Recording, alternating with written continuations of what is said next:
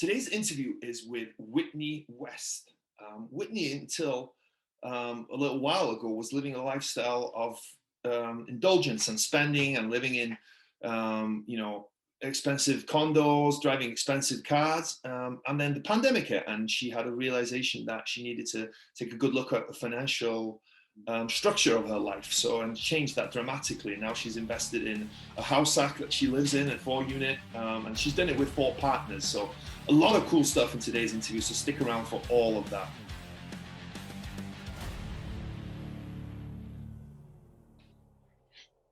Hello and welcome to Wrestling with Real Estate, where we look to chokeslam all your real estate problems. I'm your host, former WWE wrestler and now Cirque du Soleil performer, and of course, multifamily real estate investor, Barri Griffiths. Now today we're joined by Whitney West. Hey, Whitney. Hey, how's it going? It's going fantastic. How are you doing today?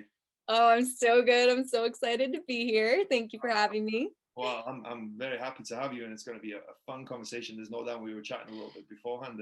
We have a lot of the same mindsets, I think, a lot of the same outlook. So it's going to be a conversation. I'm excited about that. But before we dive into the conversation, do you want to give us an idea about your background, what you've been up to, and what your current focus is? Sure. I am very new to the real estate investing game. I only got involved really this past June, and then got my first property. I actually invest with 3 other women in the Georgia, Atlanta area, and we got our first property in September. So it hasn't been that long, but kind of dove in completely because it's a quadplex, so multifamily. I'm house hacking it, and we became instant landlords because we inherited tenants, and we also had to find tenants for one of the units and do renovation. So we kind of got a lot in a short amount of time. But yeah, that's really where I'm at right now. Very new. Yeah, not brand new, but not brand new, right? Because already you've got a property, right? There's people that are brand new that, they spend years and they don't even do anything, right? They don't even dive in. So I commend you and your partners for already starting that process and already owning a property. Through that process, because there's a lot that goes in just what you talked about, right? But backtrack a little bit before that. We were talking about this right beforehand, is that you didn't, until recently, you didn't have that mindset of the investor mindset, the financial literacy, I guess, right? I did not. Yeah. So maybe talk about the transition that you've been through lately, if you don't mind. Yeah, definitely. So first off, when I was just out of college, I ended up living home with my parents for a few years. I did do one very good financial thing for myself, and I paid off all my student debt in that period. So I was essentially no debt when I first moved into my my first apartment. But I already at that point had like a luxury addiction. And so my first apartment was like $2,500 a month, and I just stayed in that range the rest of, for like 4 years in a row, renting luxury places, driving luxury cars. I loved it. And I would spend money because I was making good money, and I would spend. I wasn't really saving. I was just comfortable in the money I was making and spending it.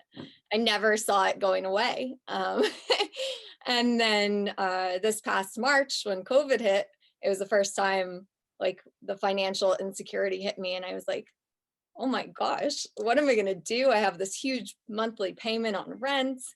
And I also didn't want to be in my apartment alone. So I ended up moving home to my parents' house and sleeping on their couch for, oh gosh, I think it was like 5 months. But yeah, and do they have a nice couch at least? Yeah, got to sleep with my dogs. It was great. But yeah, and then in that time, I was, just trying to think of how to get, back on my feet and what money was going to look like in my future. I was just, kind of hoping my job would come back on because I was furloughed at the time. So I was just hoping for that. And a couple of my girlfriends approached me about investing in real estate. And I was like, sure, I'll come along for the ride. And little did I know, I became obsessed with learning and, everything. So it's just kind of cascaded from there. What did you do for work? What was your did you have a W-2 job or you Yes, self-employed? yes, I'm still there now. So I'm the VP of operations for a company called the Commencement Group. And basically, we're a events-based company. We work with schools for their commencement ceremonies. So obviously, this past spring we took a pretty hard hit. No one saw it coming, and it was just, really floored us all. But yeah, we're back on now. So I am back at my W-2, which is great for the money coming in, but it's also like I had so much time on my hands to really get involved with real estate for a while. And now it's like, oh, my time isn't as much for that anymore. Yeah, no, I completely trust me, I know all about. I'm in the entertainment industry. I work for Cirque du Soleil. Right, So, right. yeah, I completely understand how that the pandemic has affected, certain The businesses more than uncertainty. the others, right? And Yeah. I've also found as well, similar to you, that I've had so much more time to dedicate to all things real estate, where I've moved the needle on my real estate investing so much more in 2020 than I ever would have if there wasn't a pandemic, because I had all this time, right? So you have all this time, but also, I don't know about you, I felt like I had to, right?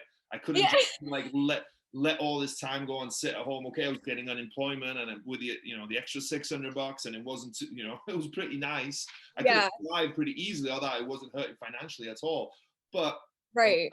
what if my job doesn't come back? And again, what does my financial future hold? And I was started on that path before that because I was already looking at real estate investing, but it really did amplify that, because you're at home and you don't know what's going to happen next, right? And you're trying yeah. It's terrifying. Yeah, exactly. So was it essentially, had your friends not come to you with real estate investing, you don't think you would have opened that door, or were you already kind of open to that, you think? No, I definitely would not have. Wow. Some good friends then. I know, I'm so grateful to them. I was honestly like, I wasn't, I was content like waiting for my job to come back on and doing things for my W-2 job, doing things for the company while not getting paid. I was content to do that just to continue building the company. And then, but there were a lot of days where nothing was going on, and I would just read, like leisure read. And then once they kind of got in my ear about real estate, my entire day would go to like reading Bigger Pockets, like analyzing properties, all of that. So I started to get like really consumed and productive at that point, which I think was like around June. But from March to June, I was just kind of like, okay, my job's going to come back soon, right? This pandemic can't last that much longer. Yeah. So what was it about real estate you think that you liked? What was it that, I know your friends introduced you to it, but there has to be something then that still you like about it, right? I could get introduced to, I don't know, cryptos or stocks or something like that, but it wouldn't appeal to me the same way real estate does. What was it about real estate you think that appealed to you? So, and this is gonna be so cheesy because I feel like it's everyone's kind of inspiration, but I used to love those HGTV shows. Okay. And I loved looking at houses online and like looking at how pretty they were, but I always thought of buying a house as like my forever home. That's just how I was raised. I grew up in New Jersey, and taxes are so high there, properties are so expensive, that for my family, our house was our forever home, and that's all I grew up knowing. So, I was content in my 20s renting because I thought, eventually I'll buy a forever home and it'll look just like the ones on HGTV and it'll be great. So I've always liked looking at houses, but I never understood that you could actually buy houses with little money and fix them up, make them like add value, all that stuff. That just, my mind was blown by all the information out there and all the possibilities, the creativity. It's so exciting. Yeah, for me it was same thing for me. It was like I always say it's like in the first Matrix when Neo like deciphers the code. I don't know if have you seen The Matrix? I haven't. I'm staring at you blankly. Anyway, there's a part he deciphers the code and it opens up this whole other world for him, and that's all it was for real estate. Right. Because you're like, wow, what you can buy properties with no money down. You can do the BRRRR where you essentially use the same money to buy properties over and over. You can do multifamily where you use other people's money to buy the property. Like all this stuff, right? It's not putting 20% down, buying on the MLS. Yes. Which you can. There's nothing wrong with that. That can work too. But there was all these other options, and my brain just went. Yeah. It was just insane, but in a good way. In a good way. It's just so exciting because you see what's out there and what's available and what the opportunities are, right? Because the cool thing about real estate, I love for me is one, it's tangible and easy to understand to some extent, right? But right. You can literally start with nothing. You can start with debt, right? There's plenty of people that start with hundreds of thousands of student debt or some kind of debt, credit card debt, and they become millionaires in 3 or 4 years, and it's so just cool. Insane. Yeah, it is, right? You literally, it's where an average American could start with nothing and become a millionaire. Like, think about that. Like, yes. And it's available to all of us. There's not a single person out there that doesn't have this available to them, right? Because you don't need money. You don't need credit, right? You need someone's money. You need someone's credit, but it doesn't have to be your own. There's all kinds of things that you can do out there. And it's just, man, I get so excited when I know. Because sorry, go on. No, because it's available to everyone, it's literally for all to go after it. I know, and I think it's so insane that this isn't taught to people in school. I'm just like, I'm baffled by it because it's like, why is this being kept a secret? Right? Yeah.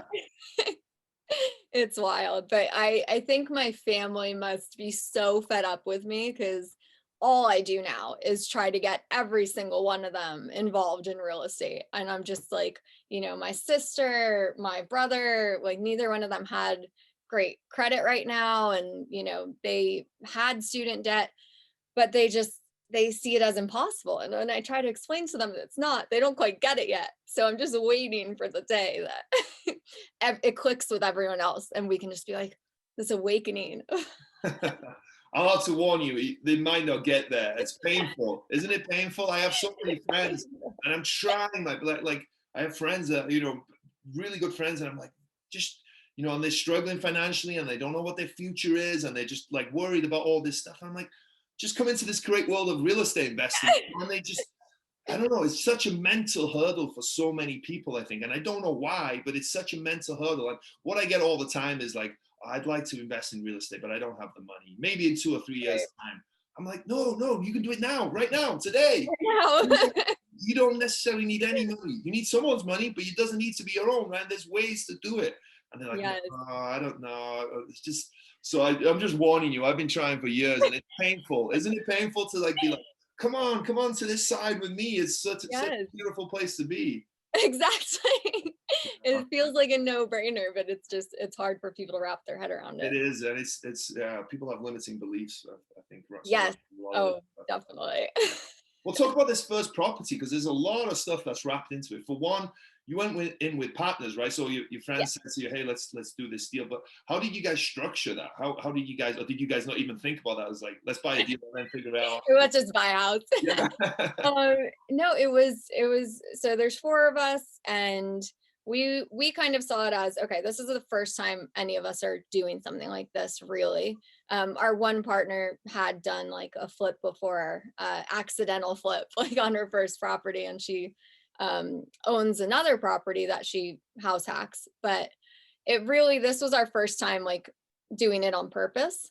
And so the property made sense. It was an off-market fourplex. Unfortunately, like I wish we knew more about financing back then, because I did take out an FHA loan in my name at the time, just because we were like, we have to get this. And that was just the way that made sense to us before we learned about everything else. But we got it with the FHA loan.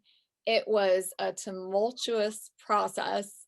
It wouldn't appraise for like an entire 3 weeks. The appraisal wasn't coming back because it kind of, the zoning of the property, it's not zoned to be a quad, but it's technically a duplex, but there are 4 separate units. There was just so much, and there were so many ups and downs for all of us. We would think we were getting it the one day, and then all of a sudden it would be torn out from under us. Like, no, you're not getting this property. So it was a lot. And I was also up in New Jersey at the time at my parents' house. So my whole life depended on it, because I was just like, okay, if it's an FHA loan, I obviously have to come back down and house hack. And definitely not the level of living I was used to.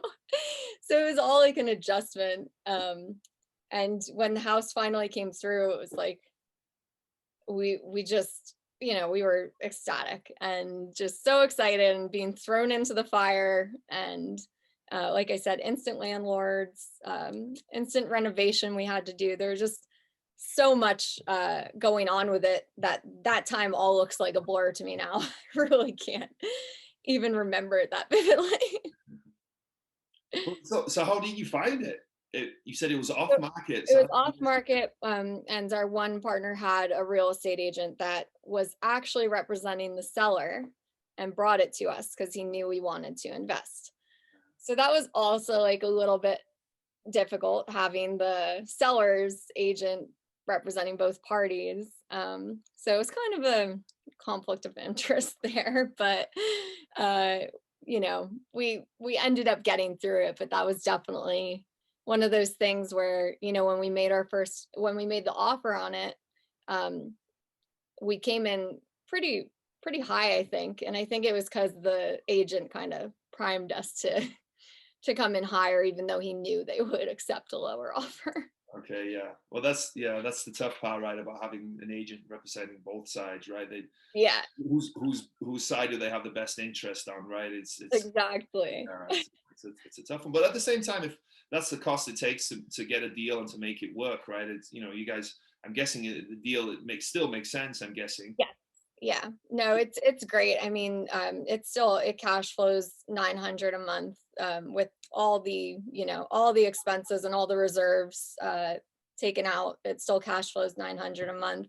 Wow. And that's with once I move out of here and we're able to like raise the rent on this unit and everything, we'll be able to over time get that up even higher. So it's definitely a good first property.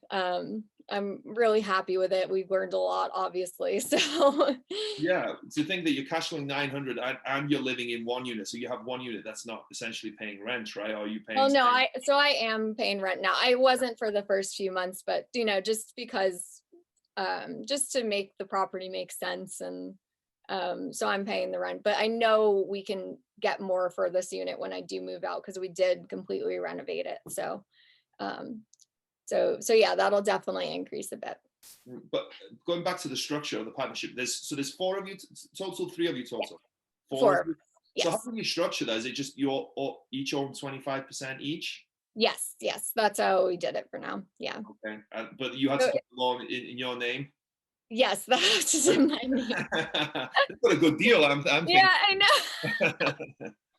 No, they're great though. Again, I wouldn't have done any of this if it wasn't for that extra push. So I'm so grateful about it. But yeah, I mean, obviously, like partnering for partners is a lot, and so like a lot of people, especially since then, we always hear, don't jump into partnerships, and that's going to change down the road. And I think we're all more open to that now. We love working together and everything, but we also have had our eyes open to, maybe some of us don't necessarily want the same things on certain deals. So we kind of had to circle back to everything and take a look at what we're doing together and separate it and just be like, okay, this is our vision for what we're doing together. Let's focus on that for that. And anything outside of that, people can pursue on their own. So that's kind of where we're at now.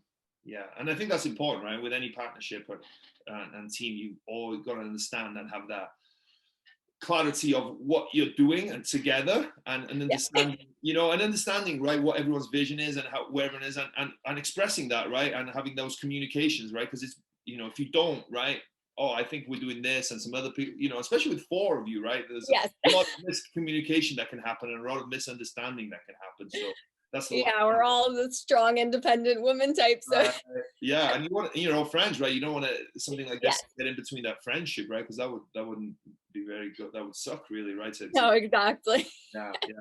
So what was it about, going back to this property? What was it about this that you guys liked? What attracted you to this property? Definitely, like, there wasn't that major of a renovation to take place, so we knew we could do most of it DIY, which was also something we wanted to do. And just it made sense with like, we had been looking at single family, we had been looking at like just buying single families and house hacking them, you know, that way. And then when the fourplex fell into our laps, it was like, okay, well, that's a super easy way to house hack. One of us can live in it, great. And it already had two of the, like, one side completely was rented. So two of the units were rented. So we knew that we only had to get the one other unit rented. So it just kind of made sense for what it was actually a dream to get this over a single family property at the time. It really, like I said, threw us into everything so quickly that I can't imagine, like, the amount that we learned from it was just like crazy. Did you guys know how to analyze a deal though beforehand? Did you, like, the bigger pockets? So luckily, our one partner did. So we were practicing it, but, and I'll be honest with you, I'm still not like amazing. It's not, numbers aren't my strongest suit when it comes to looking at properties. Because I think I still have that mindset of like looking for my actual home. Right, right. So our one partner was really good at the deal analysis, and she's the one with the agent that brought it to us. So Okay. um, If you don't mind me asking, what did you guys pay for it? it was 331 we got it for. Okay. And then Yeah, it was, sorry, go on. when all the units are rented, what will be the total rent, you think? 4,100, and Okay. then we can get it higher over Okay. it. Because Okay. two of the two units that have tenants in them that we inherited, they're still not renovated. So only the two units on the one side are. So I think eventually we'll definitely be able to get in those units and renovate those, bump the rent up a little bit as well. Because one of the things that the previous owner definitely lied to us about was the amount he was spending on utilities every month. So that was definitely like, our numbers obviously still work very well, but it was one of those things where we found out the harsh reality after. Right. So it got, what would you have done differently with that? Would you have gone to the utility company, you think, or is there anything you could have done? Probably nothing still. If we knew that, it's still, like I said, the numbers still make sense, which is great, but it was one of those things where we were like, oh. Yeah. How much renovation work? You said it didn't need a lot of renovation, but it needed some, it seemed like, right? Yeah, it was very minimal, like paint, flooring. We did like subway tile backsplashes in the kitchens, which was, honestly, that's my favorite thing to do. I really like the subway tile. I'm not good with like analyzing money numbers, but I'm really good with measurements. So Okay. that's always fun for me. But yeah, it was very minimal tasks. Not to say we didn't do a lot still, but it wasn't anything where we really needed to bring a contractor in to do the work. So you did all the work yourselves? Yes. Yeah. Wow. Did you have any experience beforehand, or you just like a YouTube university? So they had some experience. My partners had some experience with their first houses, with their first house. And I did subway tile with my dad while I was home just to try to learn. I was like, I'll do it. And my dad's a perfectionist and he's so like handy. So he had a ball with it. So that's where I learned to do the tiling. And I don't know, I've always been into that sort of stuff, but not to the extent that my partners are. They're really good at the DIY stuff. That's awesome though. You know, obviously you save a lot of money on that front there. Yes, Not paying a contractor. definitely. So how was it being, like you said, to being immediately a landlady or landladies? How was that experience It for was you? terrifying, Barry. Especially for me, because I'm the one living at the property. So it was kind of like this, I don't know. I definitely had like a mental breakdown like within the first couple days, because I was just like, well, why am I doing this? I'm like, the tenants are great, but it just was getting used to that at first. Like I didn't know them, and now we're just, you know, neighbors, and I'm the landlord, and we also at the time we didn't know to not tell them I was that going I to ask was you that. Did you tell them straight away then? yes, like we I think I even wrote them a handwritten letter saying that, like, I'm one of the new owners and I'll be living here. So it was silly. Definitely lessons learned on our part. But that's just what comes with the territory of being so new and just diving into something. Yeah, well, there's a few ways to learn, right? That's one of them, right? Kind of the diving in and learning sort of the hard way. But I've heard different views, right? Some people say, okay, don't tell them that you're the landlord, and some people say, no, I always tell them I'm landlord because I want them to know me, I want them to trust me, and to Right. to have that relationship, right? So I don't necessarily think that it's a bad thing, and it seems to be working out for you, I guess. Yeah, no, it's great. They're not knocking at your door at midnight or anything like that with complaints, I guess. It happened like twice and then it was dead. Yeah, it happens like twice, and then we kind of had to have our one partner lives in New Jersey, and so she became the property manager because it was like kind of disconnected enough that she can communicate with the tenants, and if there's anything that needs to be done, I'm obviously here, but I'm not the one directly communicating anymore, because that was just where it would get messy. Like one Yeah, of the tenants would bring me my mail at 9 p.m. and I'm like, I just don't want to answer the door to you right now. yeah. But yeah, it was all stuff we figured out. And back to your point about just people having varying opinions on that. I think that's the craziest thing, that since we got started, there's so many different opinions on every single topic. And it's to the point where like there really is no right or wrong. you just you just got to do it. For sure, right? The most, I think the most common answer that should be given in real estate is it depends, right? Yes. There isn't a black and white, yes, this is black, this is white answer, right? It's always it depends, right? Like what are you trying to do? What is your comfort level? How involved you want to be, right? It's like all these Right. 10 million different things that go into making it very personal for every person. And it, like, I think, yeah, the best answer to everything, it depends. And Yeah. it seems to work for you guys, right? Did you think it's all about hiring a property manager to do it, or were you more focused on saving that fee and learning, I guess, at the same time? Yeah, I think because there were four of us, we didn't want to put the extra expense to do something like that.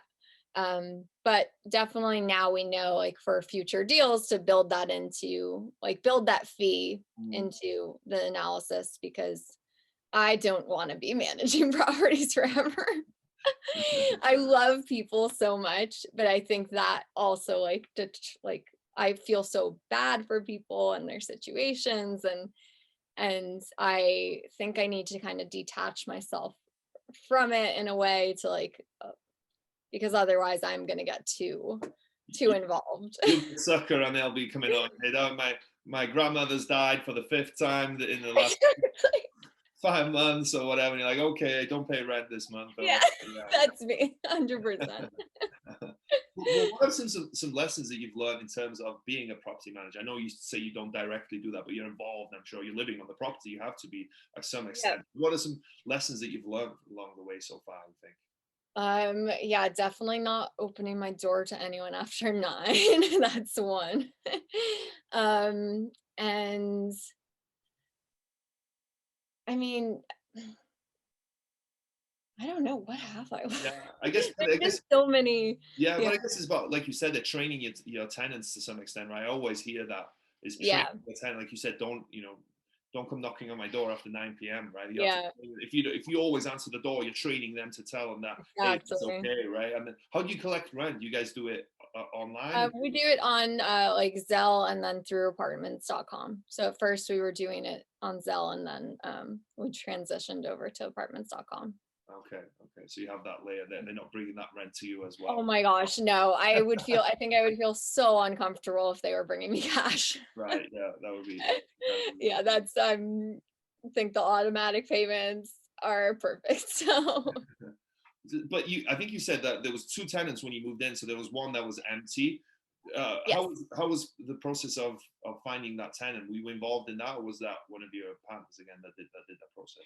Yeah, so basically for the first month I was here, the previous owners had back paid to stay in the upper unit. So they were there at first, and then that was interesting just because they were an interesting couple. But then when we finally were able to get into that unit and renovate it and start looking for tenants, one of my partners, Bridget, actually, she really spearheaded that and did such an amazing job. I don't know how she sifted through so many applications, so many people. And another thing that was like, at the time, like Bigger Pockets was like the Bible to me. Like everything that they said, everything produced by that platform, I was just like, this is right. And I kept on hearing like, don't accept tenants with a lower than 650 credit score. And so I was so adamant about that. I was like, Bridget, we can't take this tenant. They don't have a 650 credit score. We can't do it. And she was getting so many applicants that didn't meet that criteria. But when she was feeling them out, she knew they were going to be good tenants. Mm-hmm. And she has a very good feel for people. So eventually we hit a point where we were like, okay, it's only been a couple weeks, but everyone doesn't meet that 650. So we ended up sacrificing that, I guess, just lowering our standard on that and choosing like strong tenants in other ways that we like met and really liked and knew that they would be knew as best we could that they would be good tenants. And we ended up getting them in, and it's been great. Like they've been perfect, paid on time, no problems at all. So I think that was one of the big things that we learned from that process was you can't go off and like have the strictest criteria just based on what other people tell you you have to do. Yeah. So when you were looking at these tenants afterwards, right? What were you taking in consideration because of that? Were you looking at other stuff to make up for that lack of credit score? Yeah. So definitely meeting them in person. First of all, it's a young family with 2 young kids, and the mom was just so adamant about like really wanting this apartment, and she would follow up with us all the time, very responsive, very well spoken when she would communicate things to us.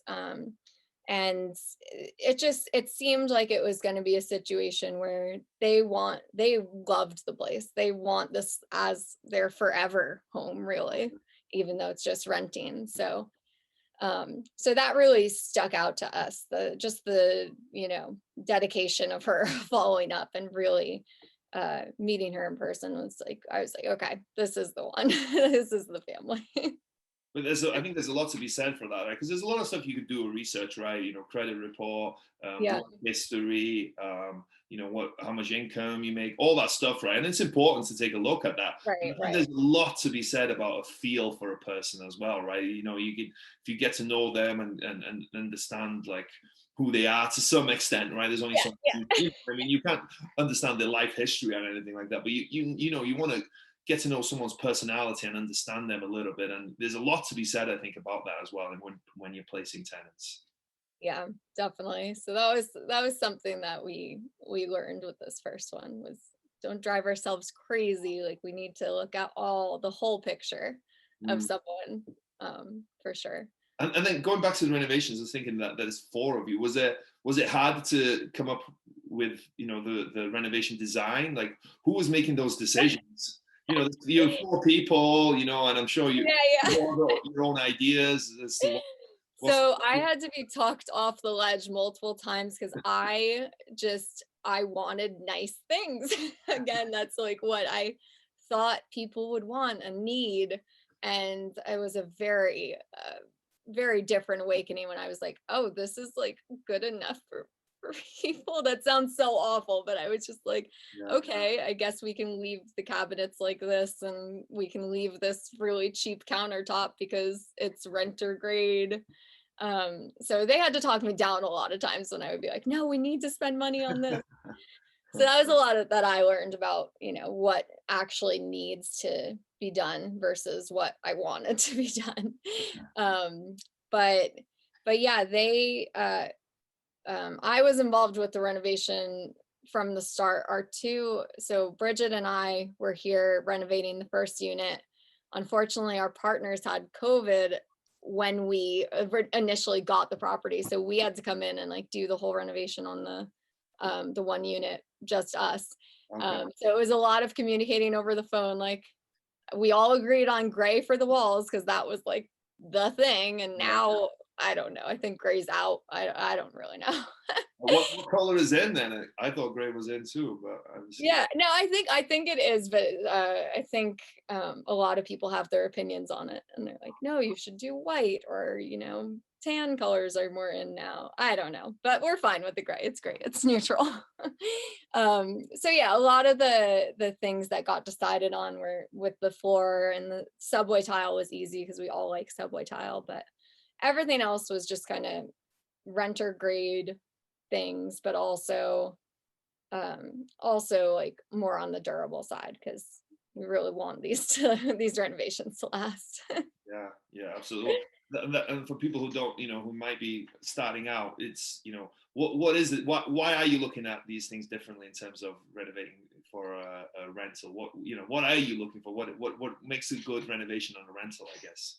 Yeah, it doesn't have to be like these luxury items. It doesn't have to be like the stainless steel appliances or anything like that. It has to be nice, livable space. And I would never just give someone an apartment that was falling apart and awful. Like everything needs to function and work like that, but it doesn't have to be what you would want personally in your house. Right. Yeah. And that was like definitely something that hit me hard with this first renovation. And now I'm like, okay, we're gonna do things on a budget. Seems like you might be good for a flip if you did a flip. You have a good eye for a flip. No, exactly. I would kill it with a flip because I just want all the expensive stuff. So that's cool. So you bought in June. So this property, you rented it all out now for 4 units, and you've renovated it all. So is all the work done at this point, essentially? Yes. So all the work in the 2 units, and then the other ones we'll get into eventually, but there's not even that much that needs to be done in those. So it shouldn't be too crazy. When we do get into them, hopefully we're neck deep in other properties too at that point. And then it's just like, oh no, that's totally fine how it is. We don't have to do anything. Well, that's what I was going to ask. So what's next for you guys? Obviously you have until June, I guess, to buy another one if you're going to buy it in your own name, right? But do you have, what are your plans together? Do you have plans together or individually? What does that look like? Yeah, so we decided together we are going to focus on multifamily and commercial. And I really, see us trying for a larger apartment complex type. That's really what interests me now at this point, especially when you hear all the stories of, it's the same concept. So why not just go bigger? So obviously still a lot to learn, but that's really where I see us trying to get those bigger apartment buildings. Yeah, that's cool. And the thing with you guys already doing a Fullplex, right? That's 4 units already, right? There's a difference between a 4 and a 10. Right. It really isn't a lot, right? And there's the financing might be different, but essentially it's kind of the same thing. And you've got your feet wet already, and you've learned a lot, I'm sure, so why not, right? Yeah, exactly. Why not? And there are 4 of us, so it's kind of, the risk is more spread out. Yeah. So yeah, that's really what we see. Because for a while we were like, let's do single family, house hack, and BRRRR method, and we realized that's not going to work for the four of us. Like that could work if, someone wants to do that on the side personally, but we need to focus on what's going to work for the team. Yeah. So are you out there looking at deals already, or are you just taking your time a little bit now? Yeah, we definitely, so it was actually September when we closed on the house, late September. Okay. So we definitely have been, I guess you could kind of say an analysis paralysis since, just because, well, I mean, you see a lot of other people scaling quickly, and you can't measure yourself on what someone else is doing. But there is that added pressure anyway, where it's like, okay, we should have another property by now, shouldn't we?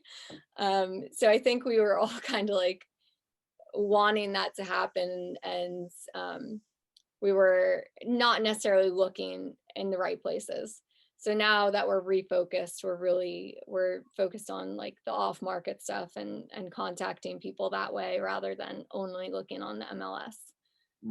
What size properties are you looking at of interest? How many units? Really anything over 2. Like I would prefer to stay over 4, but really any multifamily. But I'm really like interested in the like 20 unit plus apartment buildings. That's where my eyes are like, let's go.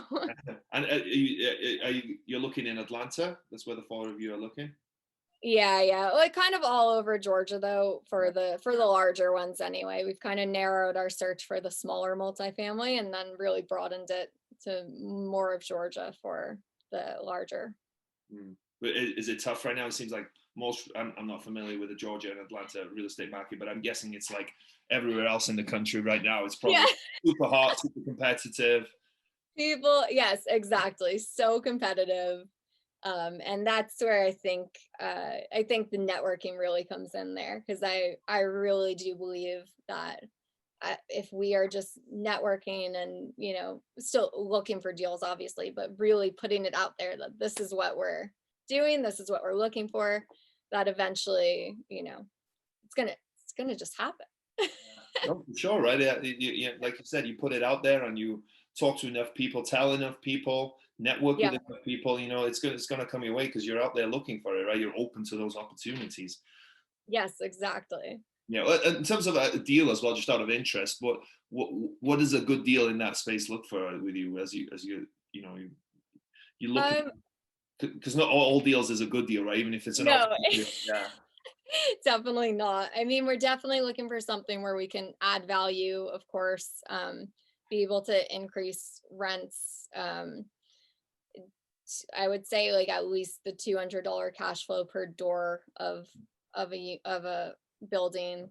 But really, the value add is critical. So that's really what we're looking for. But we don't have that much experience analyzing these properties yet. So I'm gonna have to get back to you on that one.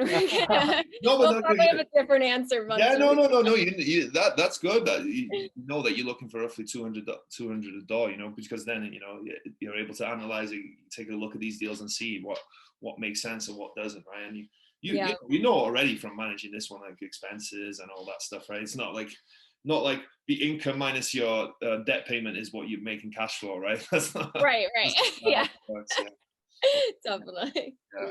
Very cool. Well, I'm excited for you. I'm excited, and I think it's cool that you decided to want to go big, because usually it's an evolution for most people, right? They do multi-families, they do 5, 6, 7, maybe more single families, and then they realize, well, I need to scale, so I need to get to multi-family. But I think it's cool that you and your team and your partners have decided to look at multifamily already. And with the 4 of you, I think that's a great dynamic, because not only are you friends and you trust each other, right? Because that's a big part in partnership, right? Being able to trust the other people. Have 4 people sharing the workload, 4 people's education in real estate to add to the mix, and everything that 4 sets of eyes, or 8 sets of eyes. I don't know. eight eyes, whatever, looking at the deal, because everyone has a different look at deals as well, right? Some people will see one thing, some will see something else. So I think it's a great dynamic. So it'll be cool. I'll have to get you back on in a year when you have like 200 family units and you. I'll be back up in my luxury. You'll be back to no, my life is different now. Yeah, you've changed for the better, for the worse. Yeah.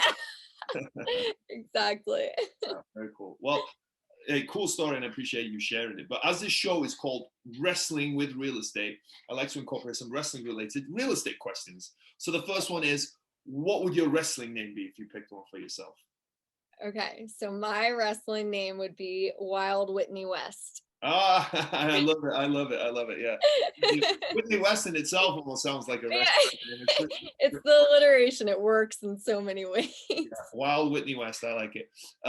So every wrestler has a special move. What is your special move in real estate? I would say, as of right now, I think networking is my strong suit, just because I love talking to people, and I don't hesitate to reach out to people, and I don't let anything keep me back from that. So networking has definitely been the way I've met so many people and been able to hopefully start building relationships that give my team more opportunities down the line. Yeah. Do you have any strategy behind that? Because I'm sure a lot of people want to network more, but they might be, especially online, they might be scared to reach out to people and be like, oh, is this weird if I message? Yeah. Do you have a certain kind of strategy, or are you just like, hey, I'm Whitney, how's it going? Honestly, I would just say, don't be afraid to put yourself out there. I know it can seem intimidating, but you just gotta go for it. Like, you can't let the fear of someone not replying to you hold you back, because if that person doesn't reply, just move on with your day, go talk to someone else. I genuinely think that, like, the energy you put out is what you're going to get back. So, go at everything with positivity, and, be really friendly, and it's going to come back to you in that same way. So what's the worst that can happen? I know someone doesn't reply to your message. It's not like in person, like they try and talk to someone and someone ignores you or something. Yeah, exactly. That's the part about that. What's been the biggest body slam you've taken in your real estate investing career so far? Has there been one? Maybe it's been smooth sailing so far. I mean, I can't complain so far. It's been pretty smooth.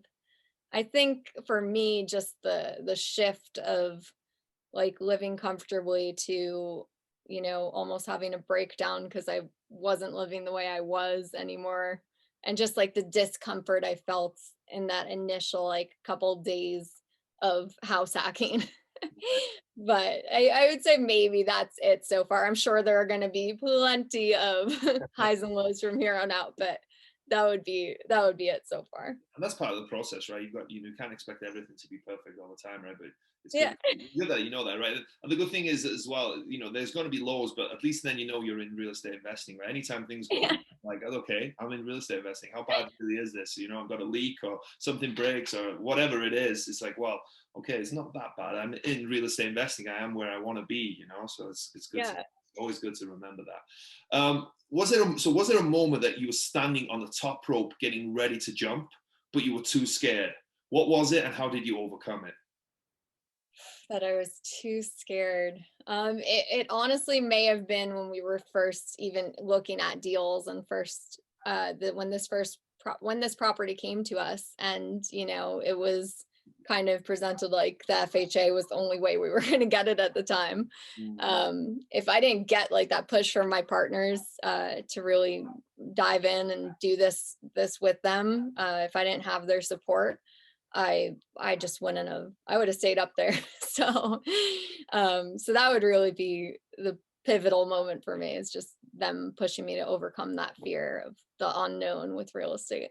Why did you have to go FHA? Was that just because of what you would qualify, or was there something else? Yeah, it was going to be conventional at first, because the loan company was like, you're a perfect candidate for conventional, but it had to be FHA because it was a fourplex. And I don't know if that's the same everywhere, but that's just what we were told here. And it ended up, being great other than the PMI. Other than that, the down payment was insanely low. So that worked out in our favor. Yeah, you get in for 3.5% down. That's just crazy, right? And Steal. the property still cash flows $900 after PMI as well. Yeah, you got a killer deal on that one. Sounds like a great first deal. It really, really, really does. So congratulations. Thank you. Well, Whitney, hey, thank you for taking the time. Thank you for being here. Thank you for sharing your story. And I love how everything's gone for you, right? You had that realization that you wanted to change your life and, focus more on finances, right? And focusing more on finances doesn't mean that you're money obsessed, right? It just means that you're more aware. You have a different outlook on stuff. We were talking about this before we started recording. It doesn't mean that you're crazy frugal and you're cheap and all you care about is money. Right? It's just having that understanding of, you have a different focus, right? And your values on stuff change, right? It doesn't mean that you won't spend money. It's just that you see value in other stuff and wanting to create that financial freedom for yourself, right? And a different goal. So I love that you share that, and I appreciate you sharing that. But before we go, if people want to reach out and get in touch with you, or if people want to find out more about what you have going on, then what's the best way for them to do so? Probably Instagram at West Invests. Though I should probably change it to Wild Whitney West at this interview. Yeah, but that would definitely be the best way. I definitely do most of my networking on there so far. So. Okay, cool. Well, thank you so much. We should probably go because I don't want to disturb your neighbors because I know we don't want to piss them off. So, hey, thank you so much for taking the time. I really appreciate it. Have an awesome rest of your day. Thank you so much for having me, Barry. My pleasure. My pleasure.